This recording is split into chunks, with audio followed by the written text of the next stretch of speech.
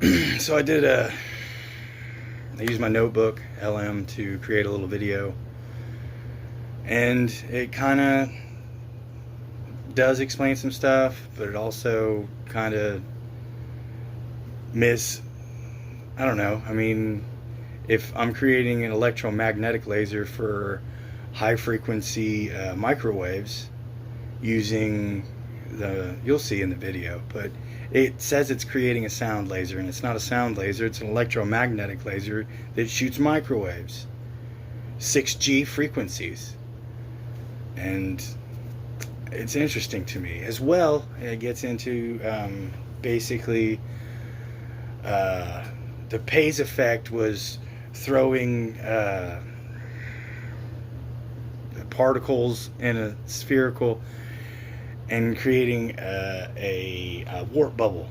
And I mean, in 1980, there was a tape factory, 3M, so on and so forth. You'll see it in the video after this. And basically, it created a wall of static electricity. In our world, there is an electrostatic field from the ground being zero, and each level up goes, I think every foot's 300 volts or something like that. So if you can create a ball that's the opposite of, because I mean, if we go negative, it's going to pull itself into the positive. Not saying it's anti-gravity, I'm saying it's static electrogravinetics, studied in the 70s and 60s and 50s and 30s and 40s. And, well, you know, I mean, I think it's funny because some asshole named static electricity friction generator after himself and called it the Pays effect and said it was anti-gravity. And, I mean, do we know what gravity is? No, we really don't. But does electrogravinetics work? Yeah, there's all kinds of things based upon it. We call it ionic wind. We can call it whatever we want. I know that positive charge and negative charge, the positive is going to pull up the negative. So if we create a negative ball of energy, it will pull itself into the positive just to become the positive and negative attract each other. That's how stuff works. And the ionosphere is highly positively charged. You create a ball of static that is negatively charged, it's going to pull itself up to the ionosphere. And one would imagine that, I mean, whatever voltage the ball of static, which is a warp bubble,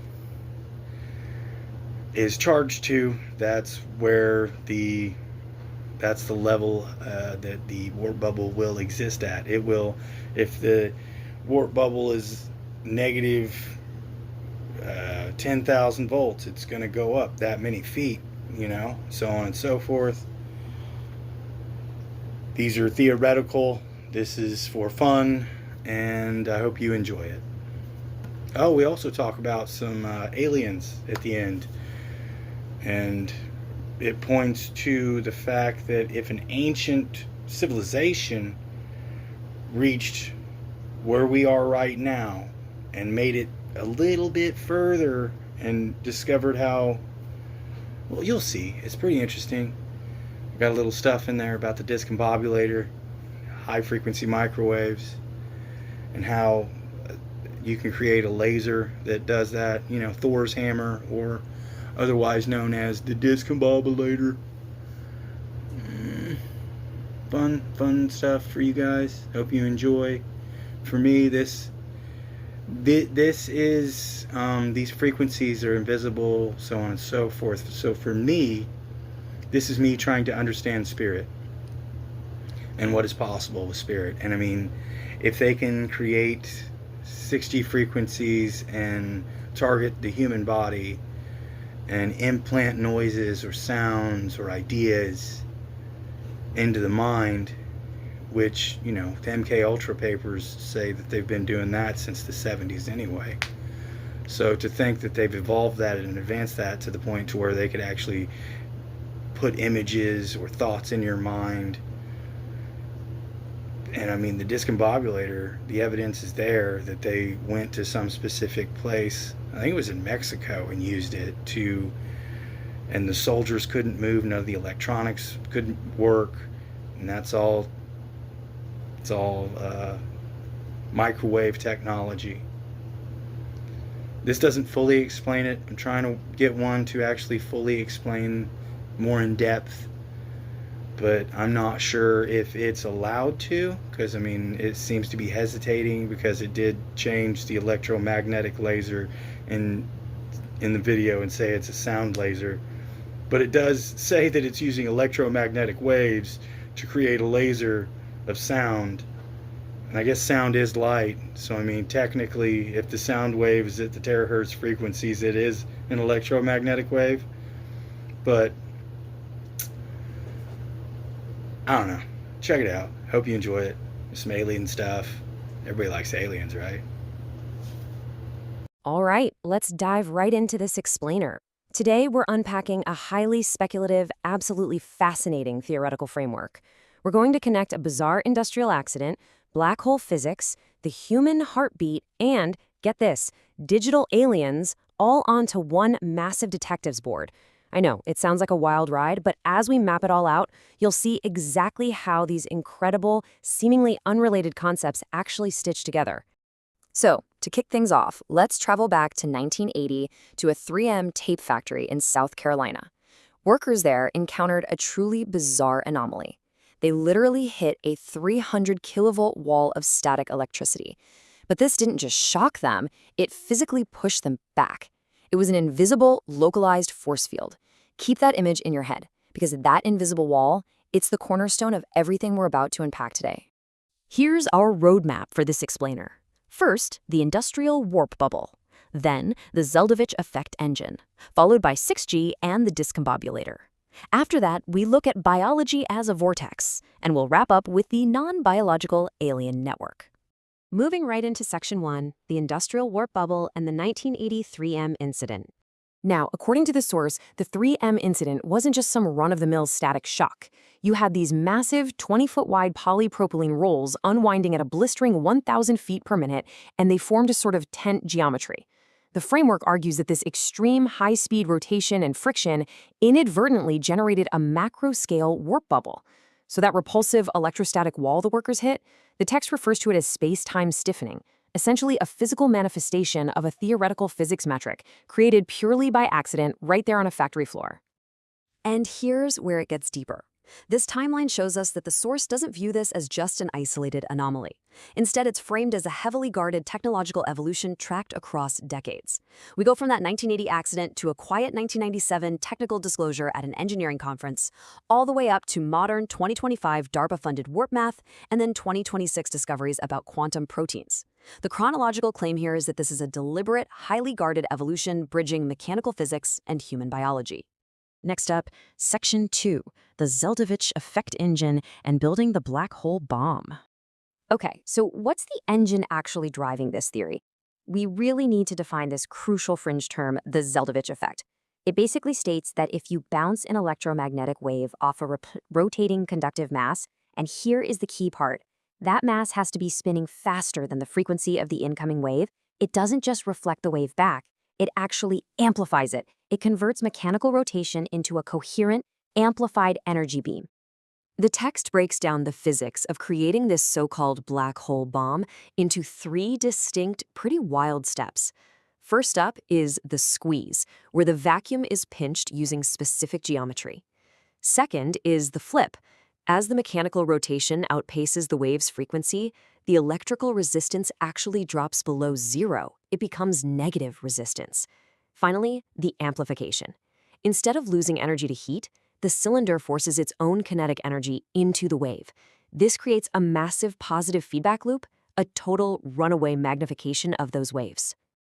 To ground all this theoretical physics, the author points directly to recent DARPA-funded Casimir research. Specifically, they use this dimensional data.